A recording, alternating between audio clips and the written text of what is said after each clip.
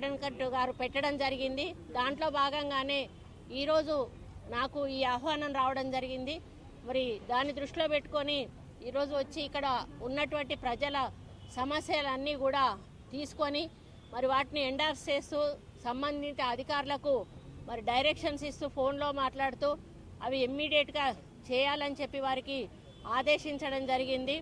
ముఖ్యంగా మరి అందులో వచ్చినవన్నీ కూడా ఎక్కువగా రేషన్ కార్డ్స్, హౌసింగ్ స్కీమ్స్, కుట్టు మెషిన్లు ఇటువంటివి మాత్రం ధరణి, అదేవిధంగా మన యువ వికాసం ఈ యొక్క ఎక్కువ అప్లికేషన్స్ ఇవే వచ్చాయి.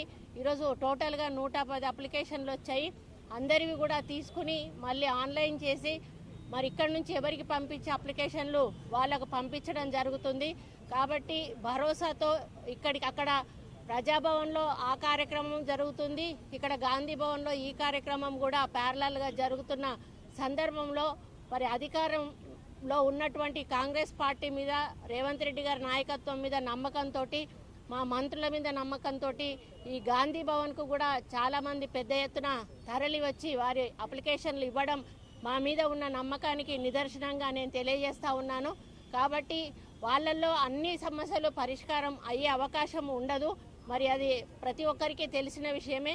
కానీ ఏదైతే అవకాశం ఉన్న పరిష్కారానికి అవకాశం ఉన్న అప్లికేషన్ ఉంటుందో అది 100% కూడా పరిష్కారం చేయబడుతుంది అని కూడా ఈ సందర్భంగా తెలియజేస్తూ మరి వచ్చిన వాళ్ళందరినీ కూడా మరి మేమందరం కూడా చాలా రిసీవ్ చేసుకొని వాళ్ళ కష్టాలు మొత్తము విని వాళ్ళకు మళ్ళీ ఎక్స్ప్లెయిన్ చేసి వాళ్ళను ఎండార్స్ చేసి వాళ్ళ అప్లికేషన్లు వాళ్ళకి ఇచ్చి పంపించడమే కాకుండా మేము గాంధీ భవన్ ద్వారా పంపించేటివి కూడా పంపిస్తాము. నా డిపార్ట్మెంట్ కూడా కొన్ని వచ్చాయి. నా డిపార్ట్మెంట్ అప్లికేషన్లు నేనే స్వయంగా తీసుకొని మరి ఆఫీస్ ద్వారా నేను అది మరి పరిశీలి చేస్తానని తెలియజేసుకుంటూ మరి ఇక్కడ వచ్చిన మీడియా మిత్రులందరికీ కూడా నమస్కారం తెలియజేసుకుంటూ సెలవు తీసుకుంటున్నాను.